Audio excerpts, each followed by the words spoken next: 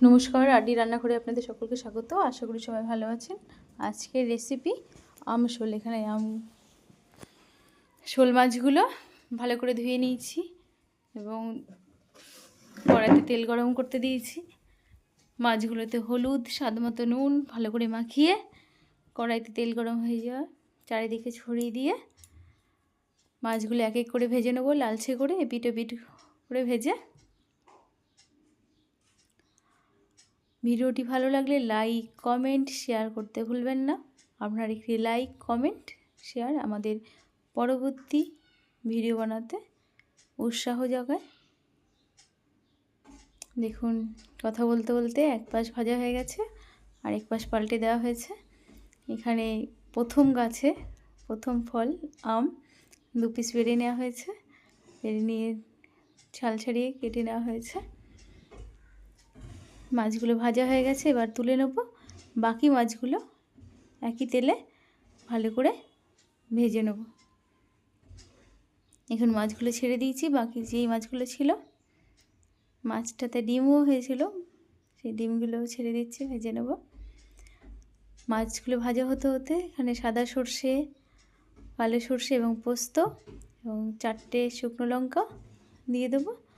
আর তার আগে কিছুটা মশলা করা ছিল, জিরে, কাঁচা লঙ্কা, আদা দিয়ে সেই পেস্টটাও দিয়ে দেবো।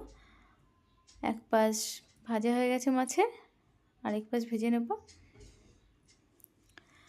ততক্ষণে মশলাটা পেস্ট করে নেবো শিলে।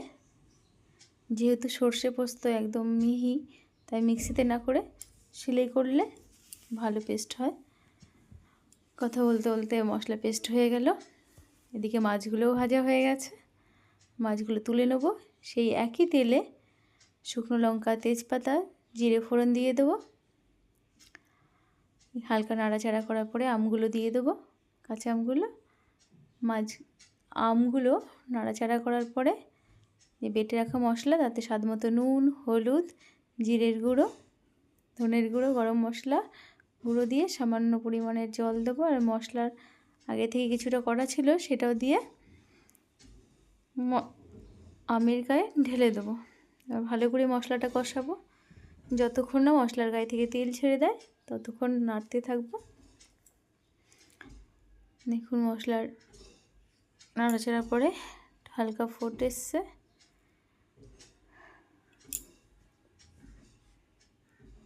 দেখুন, এখানে ফোট ধরেছে হালকা হালকা।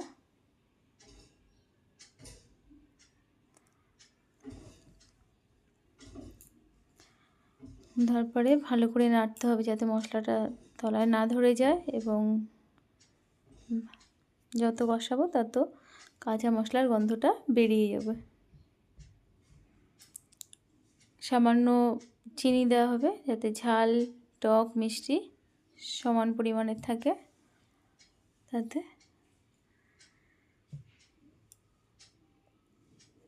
ভালো করে নাড়াচাড়া করতে হবে।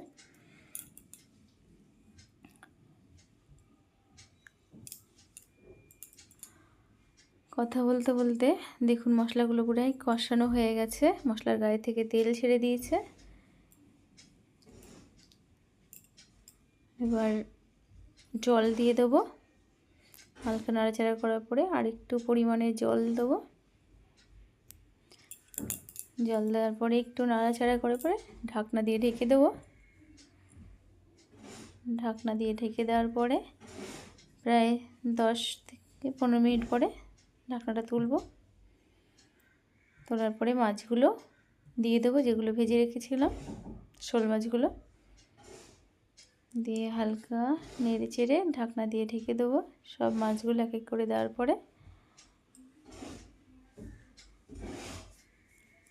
ঝোলে ডুবিয়ে দেবো খুন্তি দিয়ে মাছগুলো। দেওয়ার পরে এবার ঢাকনা দিয়ে ঢেকে দেবো।